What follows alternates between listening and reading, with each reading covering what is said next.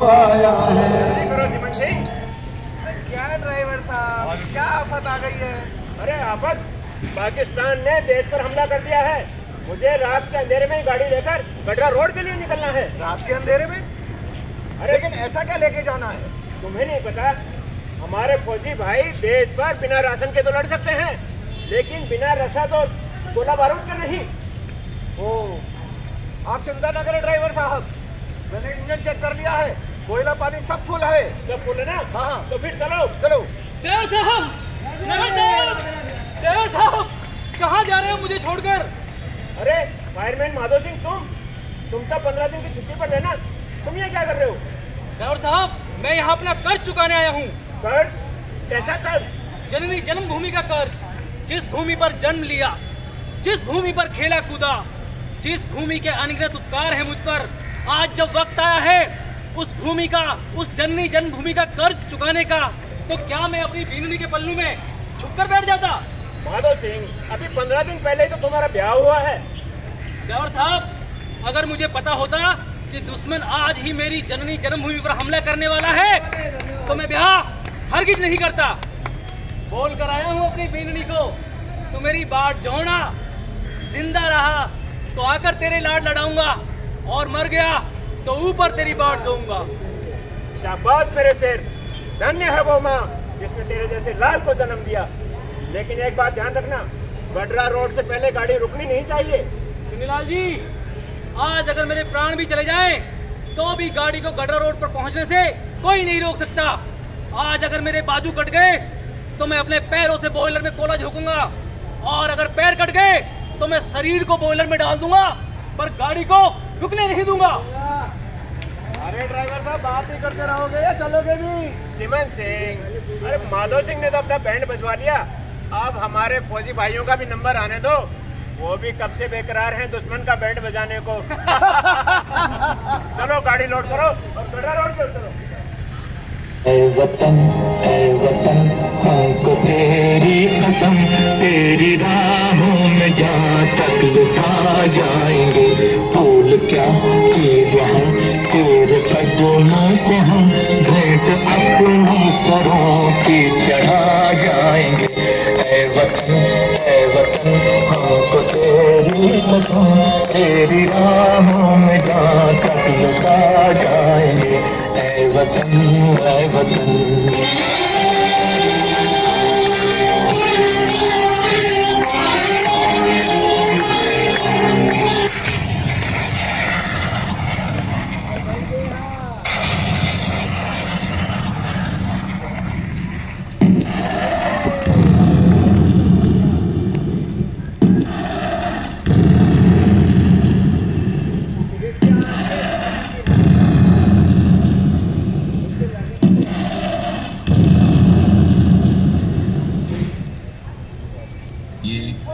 आकाशवाणी है।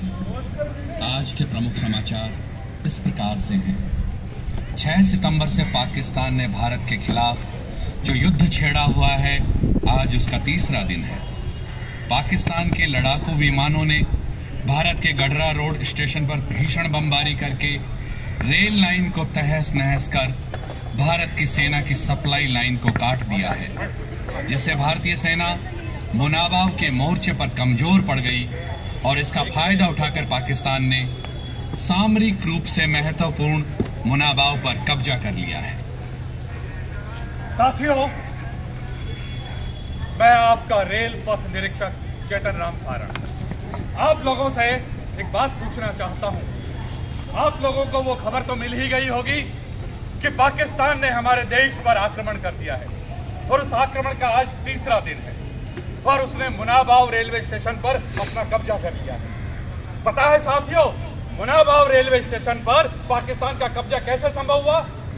उसका कारण है कि पाकिस्तान ने गडरा रोड रेलवे स्टेशन से पहले बमबारी करके हमारी रेल लाइन को तोड़ दिया, जिसकी वजह से हम हमारे सैनिक जो मुनाबाव में हैं उन तक गोला बारूद और रसद सामग्री पहुंचा नहीं पा रहे हैं, और हमारी सेना मुनाबाव के मोर्चे पर कमजोर पड़ गई, और इसी का फायदा उठाकर पाकिस्तान ने मुनाबाव पर कब्जा कर लिया है। मैं अब आप सभी लोगों से एक सवाल पूछना चाहता हूं। क्या इस संकट की घड़ी में हम रेल कर्मी हाथ पर हाथ धरे बैठे रहेंगे? नहीं। क्या हमारे जिंदा रहते दुश्मन हमारी जमीन पर कदम रख पाएगा? नहीं। क्या आप लोग चाहते हो कि रेल कर्मियों का नाम इतिहास में कायरों में लिखा जाए? नहीं। हुक्मरान को एक बार हुक्म तक करो आप। माँ भवानी की सौगंध, मर जाएंगे और कदम पीछे नहीं हटाएंगे। हुक्मरान का वचन है।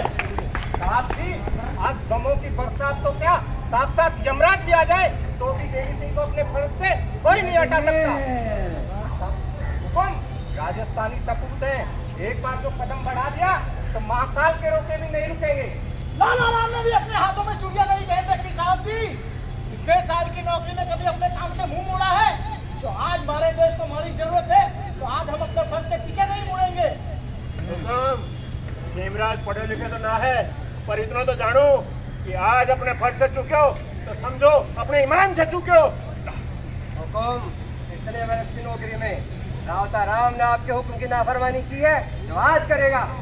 आप तो बस हुक्म करो, हमारे हाथ रोजान दोनों तैयार है। नालायक पलारो, दिन हो या रात, सुबह हो या शाम, एक ही मकसद मारा, काम काम और काम। वाह, शाबाश साथियों, तो उठाओ अपने अपने औजार और जुट जाओ काम में।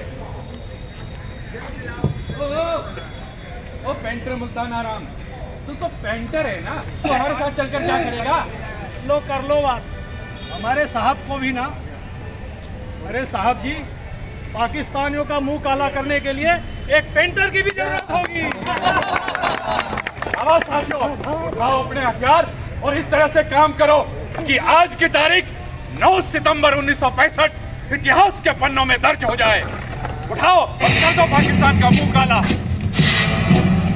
सांस है जब तक ना रुकेंगे कदम, चल पड़े हैं तो मंजिल को पा जाएंगे। जान मरते मरते सभी को बता जाएंगे, है वतन।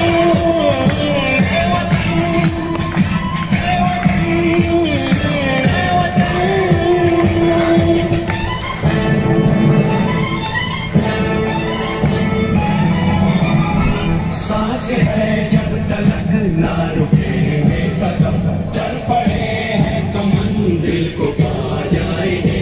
जान प्यारी नहीं है वतन से हमें, मरते मरते सभी को बता जाएंगे, है वतन, है वतन, है वतन, है वतन।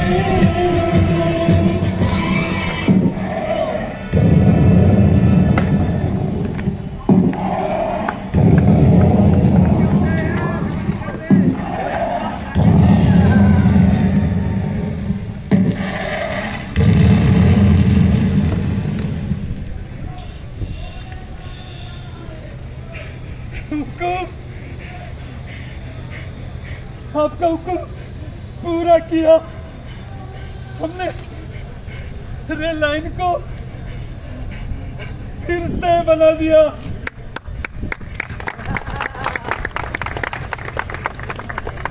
साहब जी, जय! देखा साहब जी, कर दिया ना पाकिस्तानियों का मुंह काला। जय हिंद! जय हिंद! शहीदों की चिताओं पर लगेंगे हर बरस मेले, वतन पर मिटने वालों का बाकी यही निशा होगा। साथियों, 1965 के युद्ध में न सिर्फ हमने पनाबाव को पाकिस्तान से आजाद करवाया, बल्कि पाकिस्तान के अंदर तक घुसकर उस पर कब्जा कर लिया था। और उसमें सबसे बड़ा हाथ था भारतीय रेल का और उसके बिना वर्दीधारी रेल सैनिकों का। दोस्तों, मैं एक बात कहूं कि खुशनसीब होते हैं वो, खुशनसीब होते हैं वो जिनकी जिंदगी में ये मुकाम आता है। झुक कर करो सलाम उनको जिनका लहू वतन के काम आता है। जय हिंद, जय हिंद। भारत माता की जय, भारत माता की जय, भारत माता की जय, भारत माता की जय। वंदे मातरम, वंदे मातरम, वंदे मातरम। अब मैं निवेदन करूंगा हमारे महासचिव कल्चर सेक्रेटरी सहन साहब, आदरणीय सहन साहब आगे आए और हमें आशीर्वाद दें।